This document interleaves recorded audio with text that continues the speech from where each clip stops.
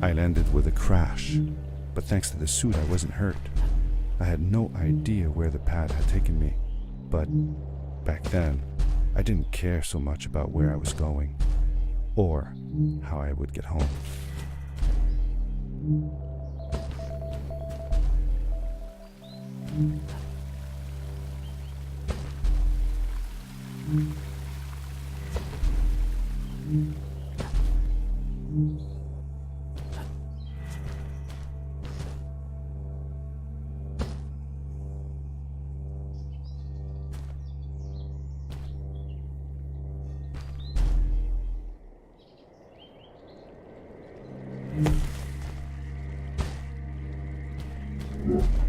The power core I found activated the suit's grappling device when I picked it up.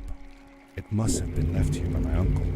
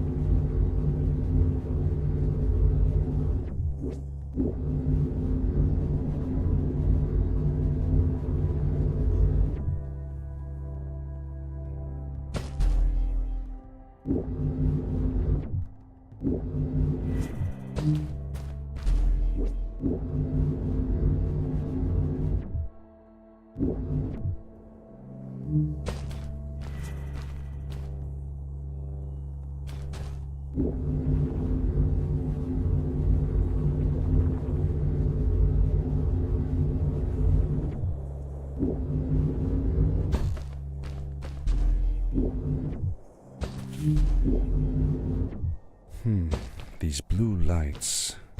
Did Fred put them here? Or was somebody else here as well?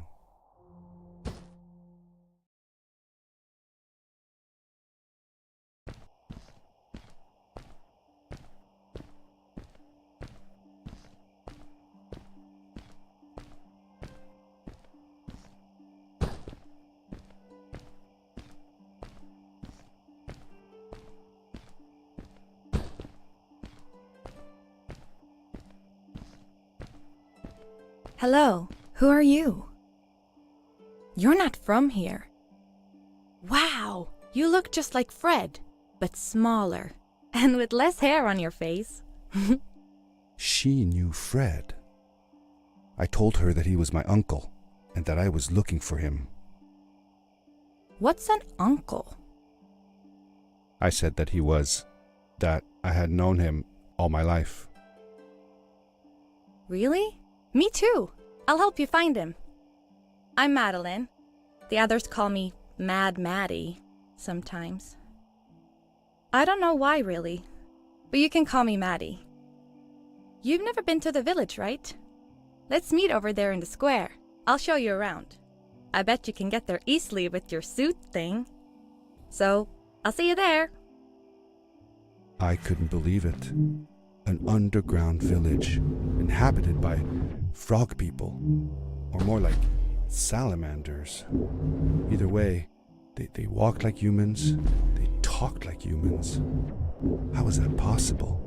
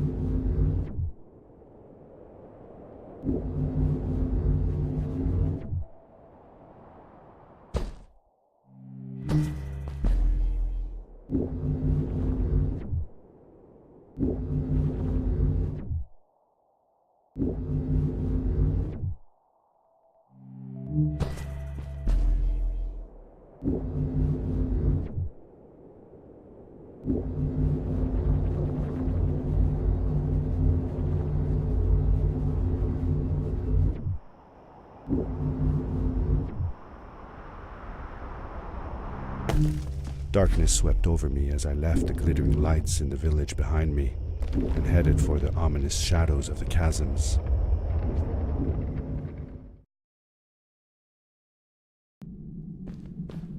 As I entered the chasms, it struck me how much darker it was in there. The shadows were black as ink, and although I tried not to be afraid, I couldn't help but shiver. Was it the darkness that frightened the villagers as well, or was it something else?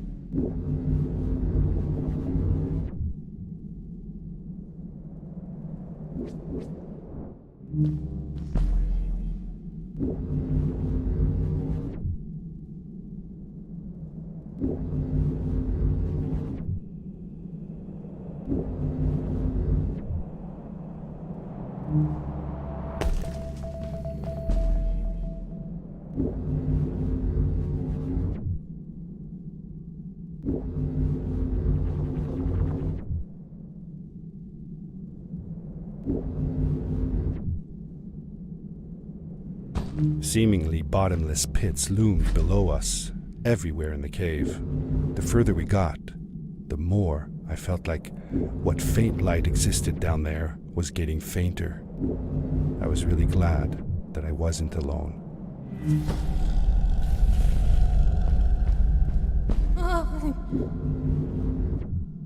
What was that?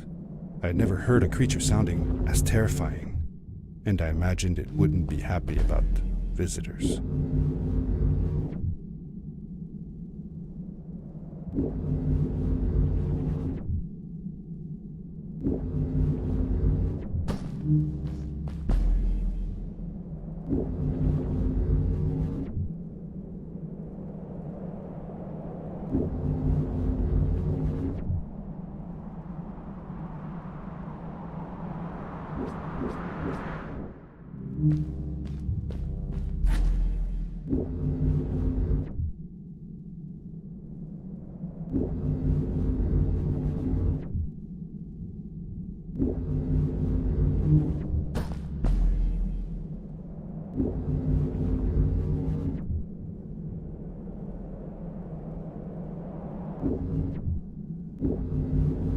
It is really dark down there.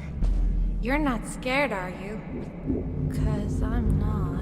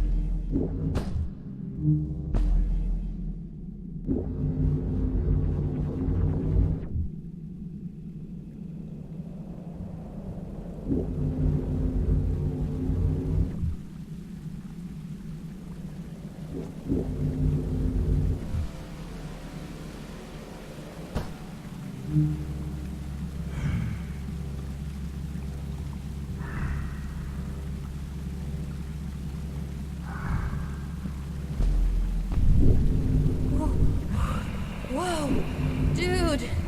I think I figured out what that writing was going on about. Maybe we shouldn't charge right out in front of that thing. Remember what it said. Don't move when the eye is open. Yes, we did it! You're awesome. I knew you had it in you. That was close.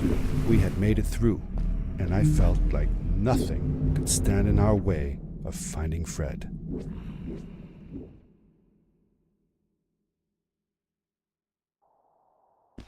Oh, another one.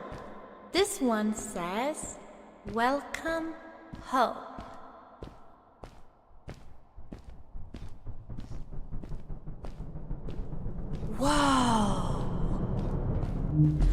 This is it! This is where the Strays built their village. And what a beautiful place they chose. Just look at the sky. It is so big. It was a relief to finally feel the sun on my face and a gentle breeze in my hair. After all these caves, just breathing fresh air again was enough to clear my mind of any doubts I might have had about this strange journey so far.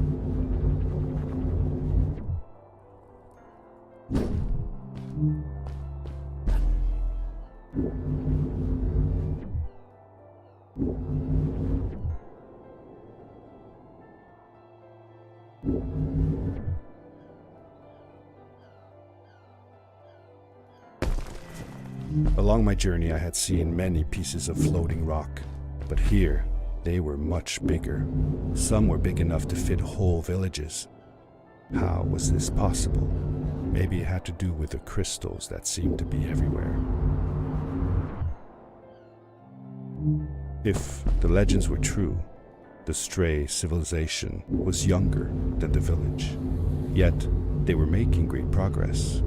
They invented crystal-powered machines, produced their own fabrics, and built houses out of bricks and stone. It was like a civilization was forming before my eyes.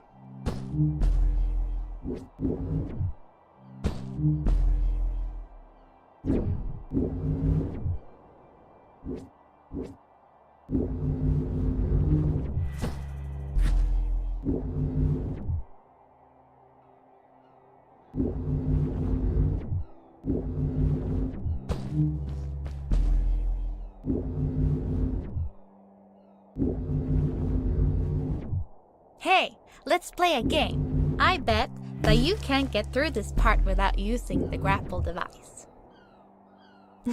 Told you you couldn't do it.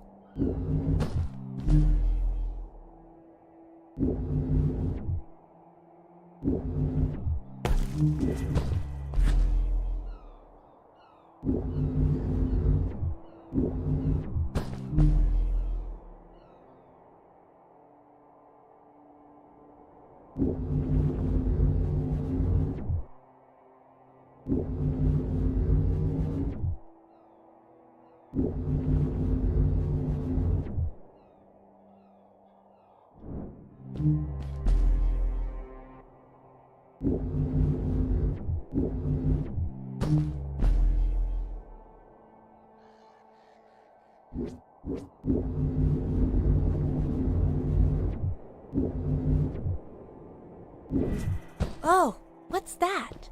The boots! Look! Couldn't you wear those?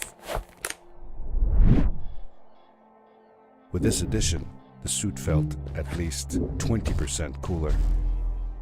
Sweet! Now you gotta try them out. Whee!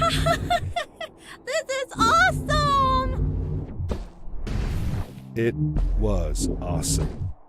I don't know how to describe the feeling of bursting through the air like a bullet, so fast that my eyes watered and my belly was full of butterflies. Never fully in control, but still feeling like the coolest kid in the universe. I guess I just described it, didn't I?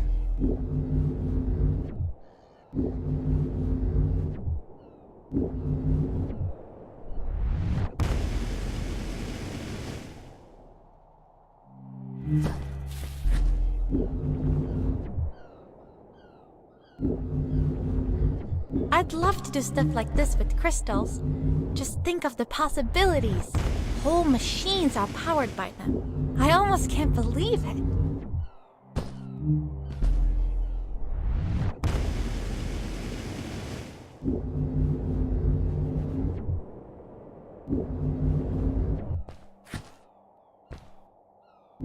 A great, icy mountain loomed before me, and I felt a chill run down my spine.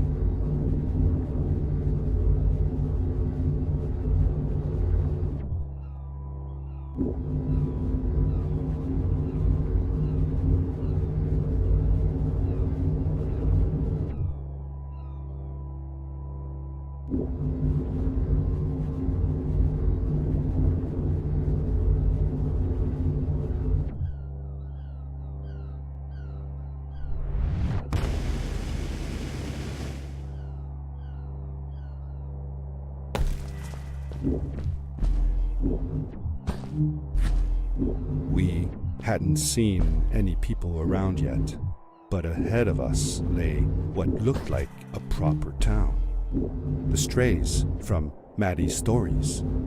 I could imagine how she must have longed to meet them all her life. And now, here they were.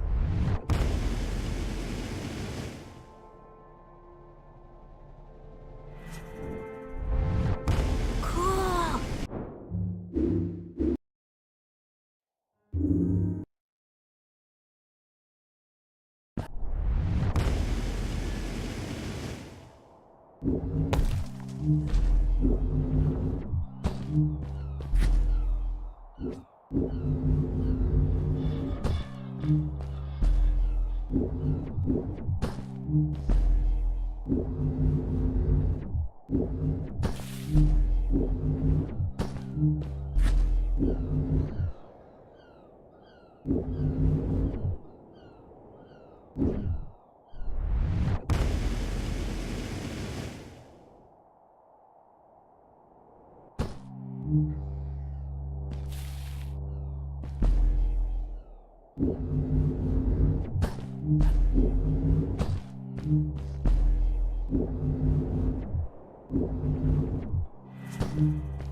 Maddie was silent for a while.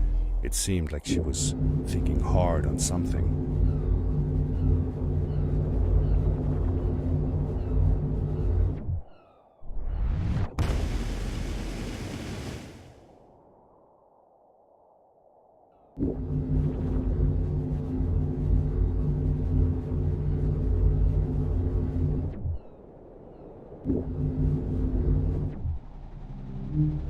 Quickly, grab a hold of that crate.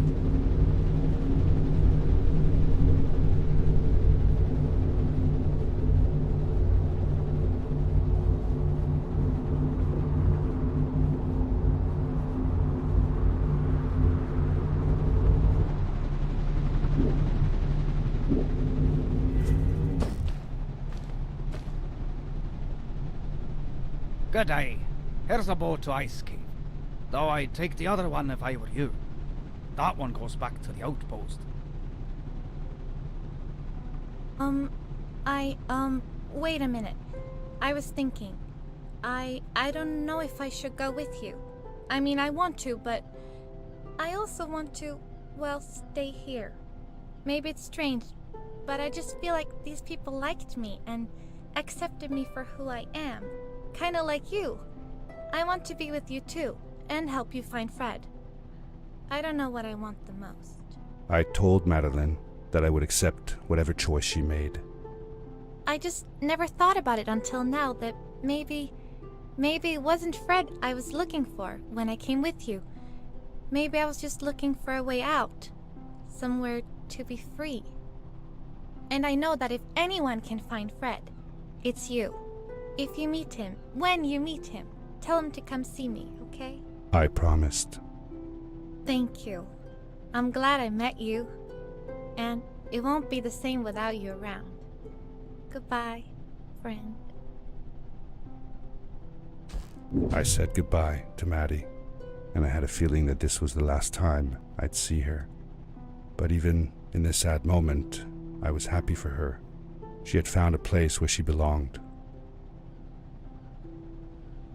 There was a dampness in the air that reminded me of the hot summer nights back home. But as the sun was setting, I could feel the chill creeping up on me, and the path we were traveling on seemed to lead us into a second ice age. Winter was coming.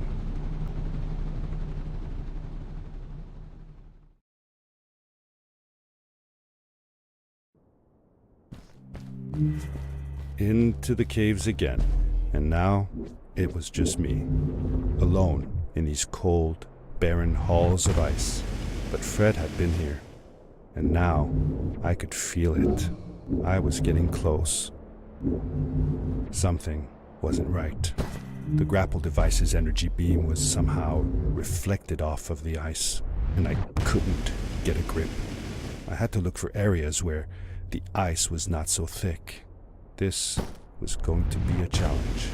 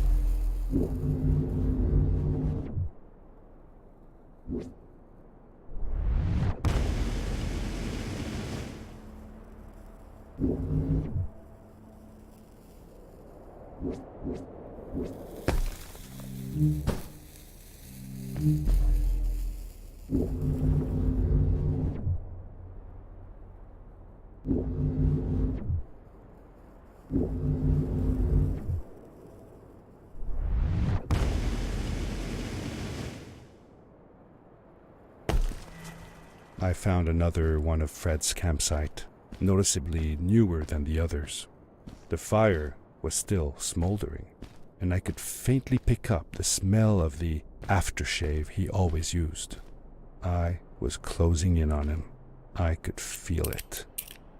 He had left some tools behind that I could use to repair my boots. That should do it. Good as new.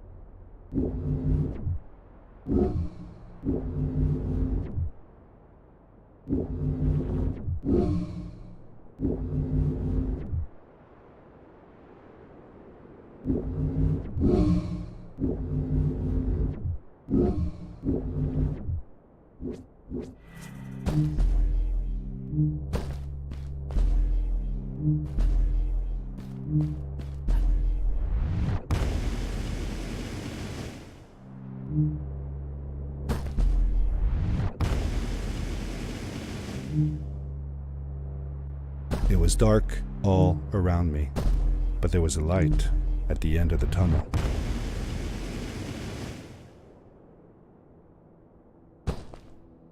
Hello? Nephew? Uncle Fred, I finally found him. My little boy. I'm glad to see you.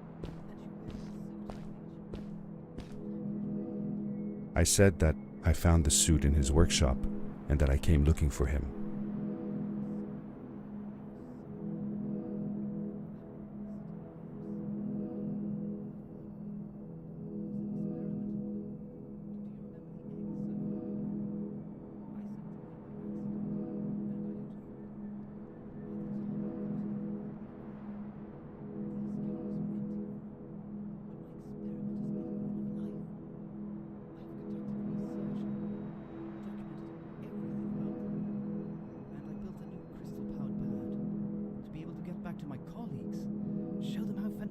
This all is. I interrupted Fred and told him about Maddie, how we came all the way to Starhaven together, and that I had promised to ask him if he would go see her there.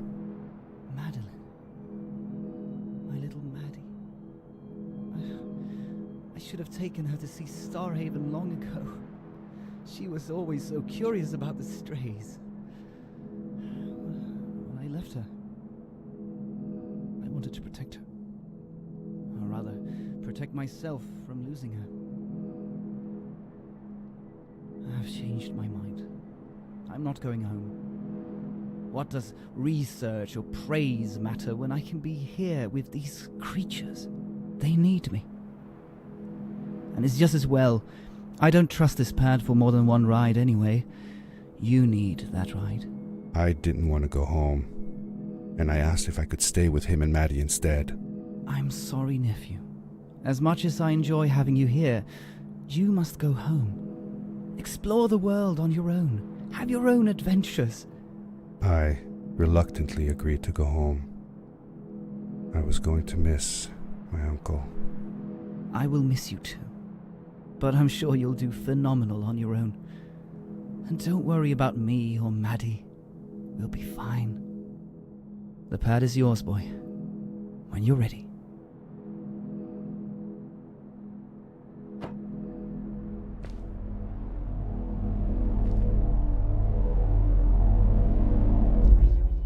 Take care, son!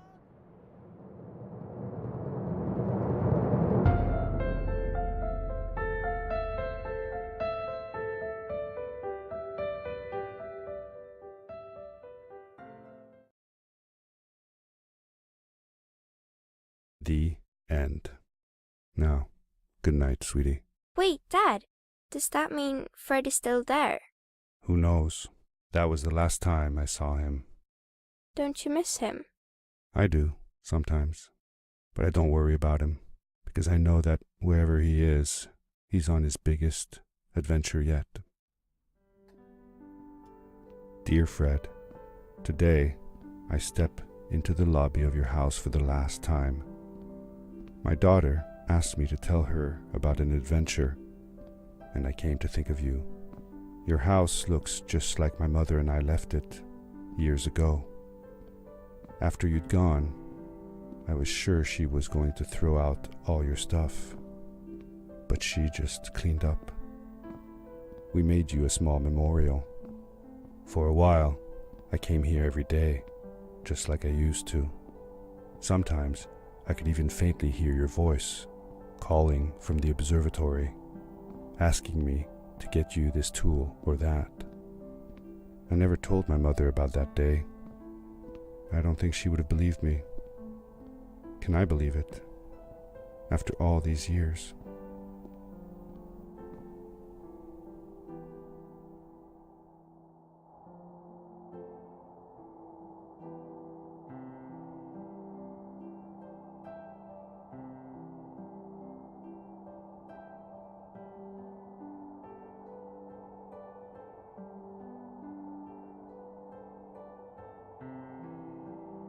Uncle Fred, thanks to you, I have found an even greater adventure.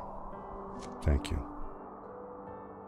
Love, your nephew.